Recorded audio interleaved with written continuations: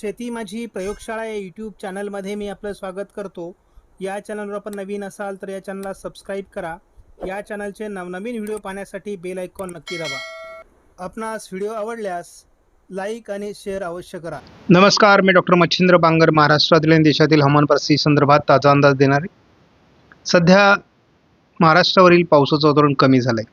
किरकोळ वातावरण हे विदर्भामध्ये होतं. आता कमी दाबाचं क्षेत्र हे राजस्थानच्या काही भागावर आणि गुजरातच्या काही भागावर प्रभावी आहे. त्याचा थोडा परिणाम कोकण किनारपट्टीच्या उत्तर भागामध्ये, म्हणजे यामध्ये मुंबई, ठाणे, पालघर, नाशिक पश्चिमचा काही भाग आणि पुण्याचा पश्चिमी काही भाग, या ठिकाणी अजूनही हलक्या ते मध्यम सरी होत आहेत. मात्र पावसाचा जोर आता बऱ्यापैकी महाराष्ट्रातला कमी झाला आहे. आज विदर्भातही थोडे पावसाच्या घटना घडलेल्या आहेत मध्यम स्वरूपाचा. महाराष्ट्राची स्थिती आता सध्या काय आहे? आपण जर नंदुरबारची परिस्थिती बघितली तर 60% घट आता आहे. म्हणजे थोडा पाऊस या ठिकाणी झाल्यामुळे थोडी सुधारणा झालेली आहे.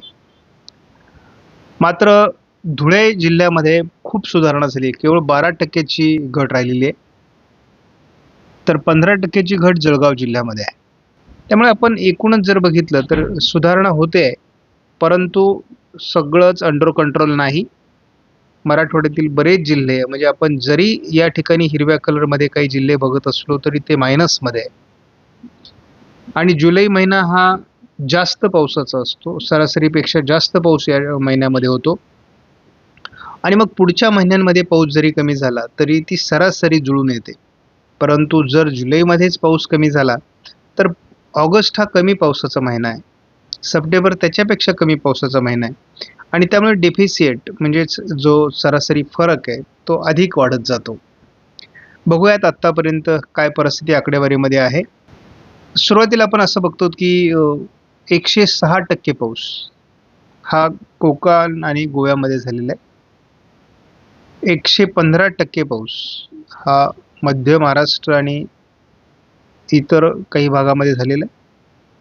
मात्र पुन्हा एकदा मराठवाडा 33% आणि विदर्भही 33% घटमध्ये किंवा या ठिकाणी कमी पाऊस झालेला आहे. त्यामुळे दुष्काळी परिस्थितीतून आपल्याला जुलै या विभागासाठी बाहेर काढू शकलेलं नाही. एकूण 97% पावसापर्यंत आपण पुन्हा एकदा महाराष्ट्रामध्ये पोहोचलो आहोत. आणि आपण आपला अंदाज असा दिलेला होता की साधारण महाराष्ट्रामध्ये 97% पाऊस होईल. तर आता ही 30 सप्टेंबरला 97% पावसाची अपेक्षा आपल्याला आहे. तोपर्यंत याच्यामध्ये खूप चढ उतार होतील आणि मग याच्यामध्ये ±5% आहेत. त्यामुळे आपला अंदाज जुळणार असं मला वाटतंय. परंतु ऑगस्टमध्ये पुन्हा ही आकडेवारी खूप घसरणार आहे आणि तिला सप्टेंबरमध्ये आणि ऑगस्टमध्ये किती साथ मिळते हे फार महत्त्वाचं आहे. कारण एलिनो अतिशय स्ट्रॉंग होणार आहे. त्यामुळे त्याचा परिणाम आपल्याला महाराष्ट्रावर दिसणार आहे. देशातल्या परिस्थितीत काय सुधारणा होती ते आपल्याला बघणं आवश्यक आहे. तर या ठिकाणी आपल्याला स्पष्ट दिसतंय की पूर्व गुजरात, मध्य प्रदेश, महाराष्ट्राचा भाग आणि जम्मू काश्मीर, लेह लडाख या ठिकाणी सरासरीपेक्षा जास्त पाऊस आहे. बाकी ठिकाणी मात्र देशात अजून सुधारणा नाही. मात्र राजस्थान, मध्य प्रदेश, छत्तीसगड आणि ओरिसा हा जो पट्टा आहे हा आता बऱ्यापैकी यामध्ये सुधारणा झालेली आहे. विदर्भ मराठवाड्यातील स्थिती आणि त्याचबरोबर लागून असलेले तेलंगणा, आंध्र प्रदेश, रायलसीमा, दक्षिण कर्नाटक, सर्वाधिक पाऊस असलेला केरळ या ठिकाणी मोठी घट आहे. उत्तर प्रदेश आणि बिहार, झारखंड, पूर्वेकडील सर्व राज्य या ठिकाणी अजूनही, पंजाब, हरियाणामध्ये देखील खूप मोठी घट आहे. आणि खरं म्हणजे एलिनोच्या वर्षामध्ये आपल्याला पूर्व भारतामध्ये सर्वाधिक पाऊस होतो असा अनुभव आहे. परंतु यावर्षी मात्र हा अंदाज खोटा ठरलेला आहे.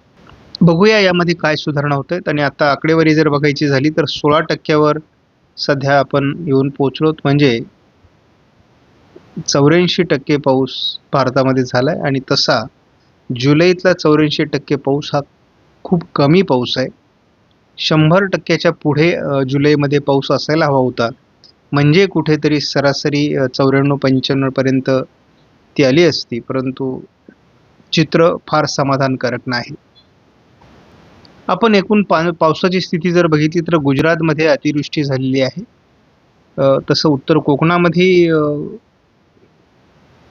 कोकणामध्ये पावसाचं प्रमाण अधिक होतं. परंतु आपल्याला असं दिसतंय की गुजरातच्या बऱ्याच भागामध्ये 200 ते 250 मिलीमीटर पाऊस झालाय. काही ठिकाणी 300 मिलीमीटर पर्यंत पाऊस गेलेला आहे. त्यामुळे पूर परिस्थिती देखील गुजरातमध्ये निर्माण झालेली आहे. आता आपला महाराष्ट्राचा दक्षिणी भाग म्हणजे मराठवाड्याचा दक्षिणी भाग आणि पश्चिम महाराष्ट्राचा बहुतांश भाग या ठिकाणी पाऊस कमी झाला आहे. विदर्भातही दक्षिणी भागात पाऊस कमी झालेला आहे. उत्तर विदर्भ, उत्तर मराठवाडा, उत्तर महाराष्ट्र, उत्तर कोकण असं आता पावसाळी वातावरण आहे महाराष्ट्रामध्ये. आमचे हवामान चळवळीतील एक मित्र राहुल पिंपळे यांनी व्हॉट्सअपला एक पोस्ट आज शेअर केलेली होती आणि ही अधिकृत पोस्ट आहे, ही काय AI जनरेटेड नाही आहे. त्यामुळे एक गोष्ट लक्षात घ्या की याचे सोर्स जे आहेत ते त्या वेबसाईटचे आहेत. यामध्ये जवळपास IOD आता 0.45 अंश सेल्सिअसपर्यंत पोहोचतो आहे, अशा प्रकारचे गुड न्यूज देण्यात आलेली होती. आणि ईस्ट आफ्रिकन वेदरचा आणि ऑस्ट्रेलिया, इंडोनेशिया ड्राईव्ह या सर्वच ज्या एकत्रित संस्था काम करतात त्या संस्थांच्या संदर्भातला हा रिपोर्ट आहे. त्यामुळे या ठिकाणी आपल्याला पॉझिटिव्ह IOD होण्याच्या संदर्भातले संकेत मिळत आहेत. आणि जर यदा कदाचित IOD पॉझिटिव्ह झाला तर मात्र आपल्याला उरलेला मान्सून समाधानकारक राहील असं म्हणायला हरकत नाही. आपण उद्याचा जर GFS मॉडेलचा अंदाज बघितला तर विदर्भामध्ये स्थानिक वातावरण आहे. उत्तर मराठवाडा, मध्य महाराष्ट्र, उत्तर महाराष्ट्र, पश्चिम महाराष्ट्र स्थानिक वातावरण आहे. कोकणामध्ये मात्र जोरदार सरींची शक्यता आहे. आपण संध्याकाळच्या व्हिडिओमध्ये केवळ 3 दिवसाचा अंदाज बघत असतो. कोकण किनारपट्टीला जरी सरी होत असल्या तरी कोकण आणि पूर्व विदर्भ असंच पावसाळी वातावरणाचे संकेत आहेत. विदर्भातील, मराठवाड्यातील, उत्तर महाराष्ट्रातील पाऊस कमी होईल, परंतु कोकणात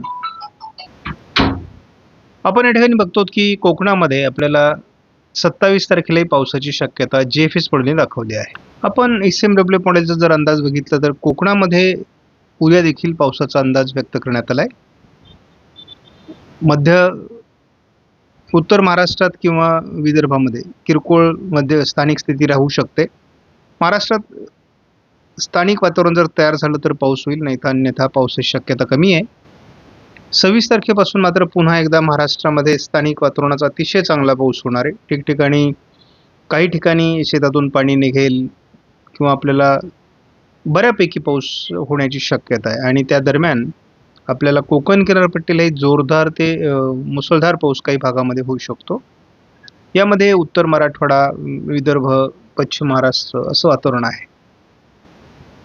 27 तारखेला महाराष्ट्राचा अगदी किरकोळ भाग जर सोडला, साताऱ्याचा आणि सांगली, कोल्हापूरचा, तर बहुतांश महाराष्ट्रामध्ये अतिशय उत्तम पाऊस होणार आहे.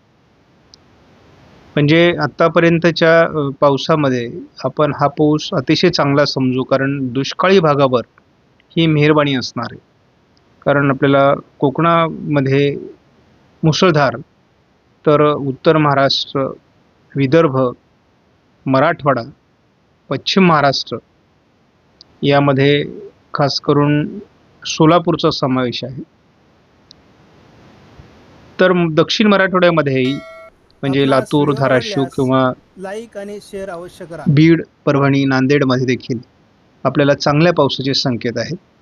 पहिल्यांदा आपल्याला या गडचिरोलीमध्ये किंवा गोंदियामध्ये, नागपूर, भंडारामध्ये जास्त पावसाची शक्यता दाखवण्यात आलेली आहे. जर हा पाऊस झाला तर या ठिकाणची दुष्काळी परिस्थितीला खूप मोठं चॅलेंज असणार आहे. कारण दिसतंय या ठिकाणी की पिकांना जीवदानच नाही तर ओढ्या नदींना पाणी येऊ शकतं, एवढा या ठिकाणी पाऊस होईल.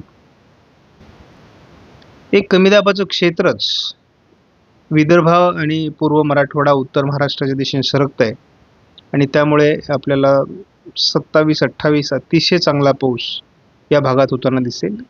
जरी थोडं घाटमाथ्याच्या पूर्व भागामध्ये, मग या ठिकाणी पुणे असेल, सातारा असेल, कोल्हापूर असेल, सांगली किंवा अहिल्यानगर, नाशिक पूर्व या भागामध्ये थोडा पाऊस कमी आहे, छत्रपती संभाजीनगर पश्चिममध्ये वगैरे. परंतु इतर सर्व जिल्ह्यांमध्ये अतिशय उत्तम पाऊस होणार आहे. त्यामुळे एक लक्षात घ्या की पावसाळा संपलेला नाही, उरलेला जुलै देखील महाराष्ट्रासाठी वरदान ठरणार आहे. आपण या ठिकाणी एक गोष्टीची नोंद घेऊयात. आपण बघतो की साताऱ्याजवळ 1006 हेक्टोपास्कल, अहिल्यानगरच्या पश्चिमेला 1004 हेक्टोपास्कल, तर अगदी नाशिकच्या उत्तरेला किंवा धुळ्याच्या दरम्यान 1002 हेक्टोपास्कल हवेचा दाब आहे. जसं आपण उत्तरेला सरकतोय तसा हवेचा दाब कमी होतोय. याचा अर्थ पावसासाठी पोषक स्थिती ही कमी दाबाच्या बाजूला असते आणि त्यामुळे होऊ शकतं महाराष्ट्राच्या उत्तरेकडून पावसाचं प्रमाण अधिक राहू शकतं आणि तीच परिस्थिती आपल्याला विदर्भ, मराठवाडा आणि उत्तर महाराष्ट्र अशी पुढील काळात दिसू शकते. आता आपण एक झटपट अंदाज जर पुढे घेतला तर आपल्या लक्षात येईल की कोकण किनारपट्टीला अजून पावसाची शक्यता आहे. अंतर्गत महाराष्ट्रामध्ये 25 तारखेची परिस्थिती आपण जर बघितली तर फार किरकोळ वातावरण आहे. विशेष वातावरण नाही, पण थोडंफार वातावरण तयार होऊ शकतं. तसं कोकणातही पाऊस कमीच असणार आहे. 26 तारखेला मात्र बेटर परिस्थिती आपल्याला दाखवली जाते. तर आपण बघतो चांगल्यापैकी पाऊस आपल्याला महाराष्ट्रामध्ये होताना दिसेल. मग ते मराठवाड्यामध्ये आहे, पश्चिम महाराष्ट्रामध्ये आहे, कोकणामध्ये आहे आणि थोडं उशिरा हे विदर्भाकडे सरकण्याची शक्यता आहे. पॅटर्न आपण बघतो कसा बदलतोय. तीच परिस्थिती 27ला आपल्याला बघायला मिळते. महाराष्ट्रभर सर्वदूर आपल्याला 27ला पाऊस बघायला मिळते आणि तो पण मेघगर्जनेसह पाऊस आहे बऱ्याच भागामध्ये. कारण उष्णता वाढते आणि या ठिकाणी वाऱ्यांची दिशा बदलते. काही भागात मेघगर्जना होऊ शकते. पुढे आपण एक दिवस जर आणखी पुढचं वातावरण बघितलं तर आपल्याला 28 तारखेलाही पावसाळी परिस्थिती आहे. परंतु याचा प्रभाव हा थोडा मराठवाडा आणि विदर्भावर, उत्तर महाराष्ट्रावर आहे. इथे कोकणातला पाऊस थोडा कमी होतोय. बाकी पावसाचं वातावरण आपण उद्या सकाळी बघू. परंतु एकूणच महाराष्ट्रातील पाऊस एकदम उघडत नाहीये. बऱ्याच भागात पाऊस चालू राहणार आहे. परंतु कोकणातील पाऊस हळूहळू कमजोर स्थितीकडे जाऊ शकतो. आयोडी जर पॉझिटिव्ह झाला तर महाराष्ट्रामध्ये दुष्काळ नाहीसा होईल. परंतु जर आयोडी पॉझिटिव्ह झाला नाही तर दुष्काळी परिस्थिती अनेक विभागात कायम राहू शकते. त्यामुळे जर तरची वार्ता आहे. आपला अंदाज आहे आयोडी पॉझिटिव्ह होणार आहे आणि त्याच दृष्टीने आपण यावर्षीचा हवामान अंदाज दिलेला आहे आणि त्यामुळे आपल्याला महाराष्ट्रात बहुतांश भागातला दुष्काळ कमजोर होईल अशी शाश्वती वाटते. आपणास व्हिडिओमधील माहिती महत्त्वपूर्ण वाटल्यास लाईक करा, शेअर करा, चॅनलला सबस्क्राईब करा. धन्यवाद. जय हिंद, जय महाराष्ट्र, जय बळीराजा.